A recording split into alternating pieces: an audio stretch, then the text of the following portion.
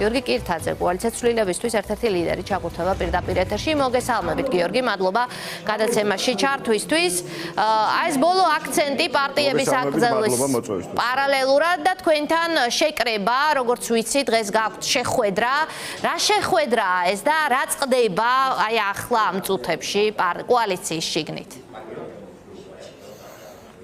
კოალიციას აქ შეხვედრა თავის აქტიურ თანამებრძოლებთან, მხარდამჭერებთან, იმ ხალხთან, რომლებთან ერთადაც ჩვენ უკვე დიდი ხანია ვიბრძვით და ვაპირებთ, რომ გავაგრძელოთ ასევე ბრძოლა, მანამ სანამ არ იქნება რეჟიმი ჩამოშლილი და არ მივაღწევთ ამ ქვეყანაში სამართლიან არჩევნების პოლიტიკური პატიმრების თავისუფლებას და ამ ქვეყნის ნორმალურ რელსებზე დაყენებას.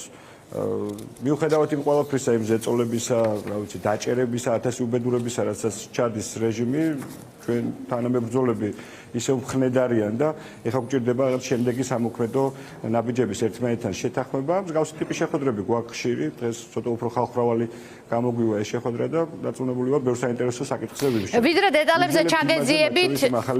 დიახ, აი ვიდრე ამ დეტალებზე ჩაგეძიებით, ნიკა მელიას წერილშიც არის ამაზე აქცენტი. ნიკას ბრალზე მინდა გითხოთ, წელიწადი და 6 თვე მოსამართლისთვის წყლის შესხმის საქმეზე ეს ნიშნავს, რომ მელიას ჩატოვებენ ციხეში, კიდევ ახალი ბრალი და ასე შემდგომ, მოკლედ მის გამოშვებას არ ჩქარობს ივანიშვილი. ეს არის ბრძოლის ის გზა, რომელიც თავად აირჩია ნიკა მელიამ, მან ძალიან კაფიოდ თქვა სასამართლოს ხდომაზეც, რომ ღირსება არის ისეთი რამ, რომელიც მისთვის სიცოცხლეზე უფრო მნიშვნელოვანიც კი არის და იმ დროს მისი ღირსების დაცვა ხო წყლის შესხმაზე გადიოდა სწორედ. მაშინ როცა ის მოსამართლეს უმტკიცებდა, უხსნიდა ბევრი საათის განმავლობაში როგორ მოხდა მისი უკანონოდ გატაცება, დატყვევება და ამის შესახებ არანაირი ფორმალური, თავის კი არ შეუწუხებია რეჟიმს, აქ ყველაზე საოცარი ამბავი ეგ არის, რომ ფორმალურადაც კი რაიმე დოკუმენტაცია წარედგინა სასამართლოზე და ამ დროს ამ ეგრეთ წოდებული მოსამართლის მხრიდან იყო იმ მასშტაბის დუმილი, რომლის მოთმენას პრაქტიკულად იყო შეუძლებელი და ნიკამ ღირსების დაცვა ისე გადაწყვიტა.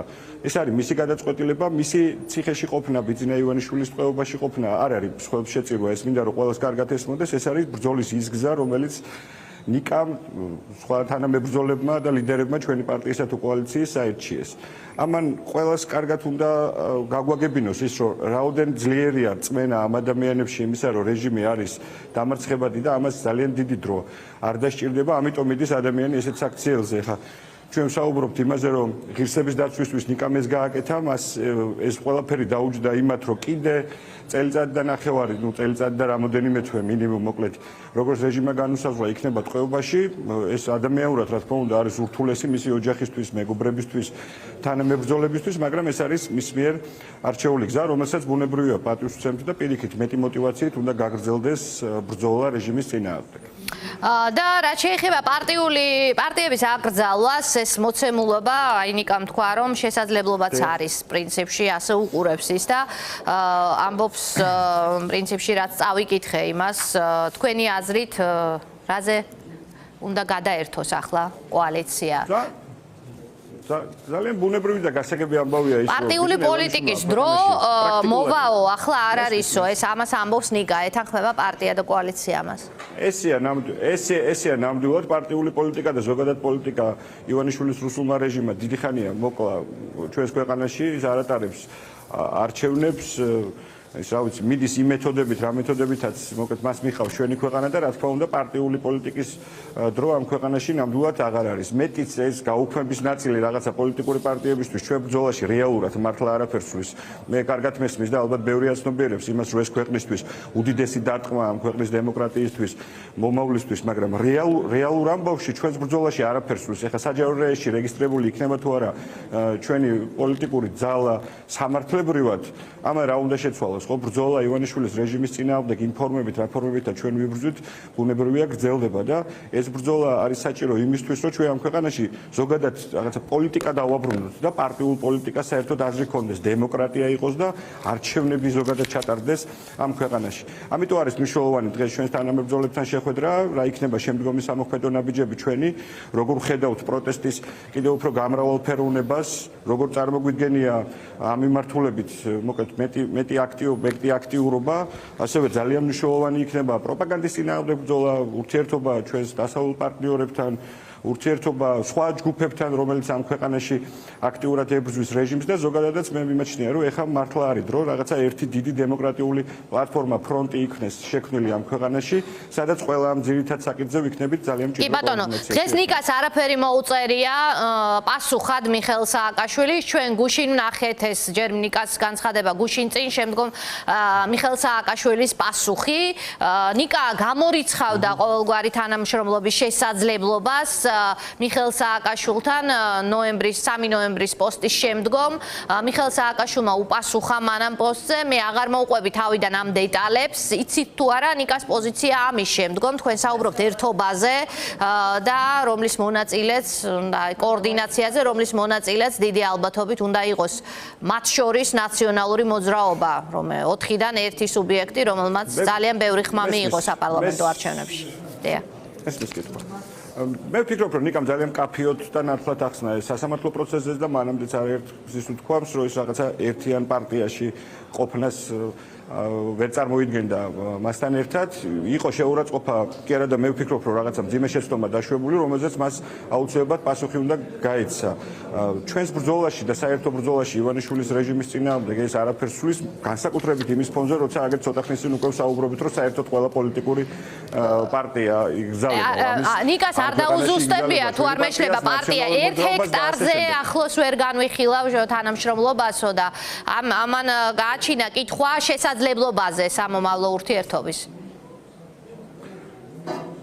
მესმის და კიდევ ერთხელ ვიმეორებ, ნიკამ თავისი პოზიცია ახსნა ძალიან ცხადად და ის იყო პასუხი იმაზე იმ ცნობილ პოსტზე მოკლედ რომელზეც თქვენ მეკითხებით. რაც შეეხება ივანიშვილის რეჟიმის წინააღმდეგ ერთია ბრძოლას, აქ ნაციონალური მოძრაობა კი არა, ყველა ჯგუფი წარმომიდგენია საერთოდ ვინც ამ ქვეყანაში სწორად იაზრებს იმას სად ვართ და რა მასშტაბის უბედურებას გადავყრის საბოლოოდ ბიძინა ივანიშვილი, ეხლა თუ ყველანი ერთიანად არ ვიმოქმედებთ. სადაც ყველა ჯგუფი ხედავს რა მასშტაბის პერსპექტივა შეიძლება ჩვენ დავკარგოთ და ეს შეაძლებლობის ფანჯარა ჯერ კიდე რო გვაქვს გახსნილი, რომ შეგვიძლია ვიცხოვროთ კარგად ამ ქვეყანაში, ან ვიცხოვროთ ისე როგორც ცხოვრობდით რამოდენიმე ათეული წლის წინ და ვიყოთ იმ უბედურებაში, რომელსაც ვიქაგნის ივანიშვილი. მე დარწმუნებული ვარ, რომ იმ შეაძლებლობების გათვალისწინებით, რომელიც აქვს ამ ქვეყანას, იმ რესურსებით, რომელიც გაგვაჩნია ჩვენ და ჩვენ ვართ რეალურად ბევრად მეტნი ვიდრე ივანიშვილის რეჟიმის მხარდამჭერები, შევძლებთ იმ ტიპის კოორდინაციას, რომელიც საბოლოო შედეგამდე მიგვიყვას. და ეს საბოლოო შედეგი კიდევ ერთხელ ვიმეორებ, უნდა იყოს ყველა პოლიტიკური პატიმრის თავისუფლება და ამ ქვეყანაში სამართლიანი არჩევნების ჩატარება, რომელიც ჩვენ ქვეყანაში დააბრუნებს ნორმალურ ცხოვრებას და ამ ქვეყანას დაუბრუნებს შანსს იმისა, რომ გრძელვადიანი პერსპექტივით ვიცხოვროთ ნორმალურად. უნდა მაინც დავაზუსტო ეს შინაარსი. ნიკამ თქვა, რომ პარტიული, მოკლედ პარტიების დრო მოვაო, ახლა არის დისიდენტობის დრო, წინამორბედთა დრო. დისიდენტობის მიღმა, აი ამ ერთობას, რაზეც თქვენ აკეთებთ აქცენტს, რომ ერთად უნდა შევცვალოთ და შევძლოთ ამ ცვლილების გარდატეხა და მოტანა, რაიმე ფორმას მიიღებს? ნახავთ ჩვენ ამ ერთობის დემონსტრირებას? თუ ეს პროცესი ახლა იწყება, ბატონო გიორგი?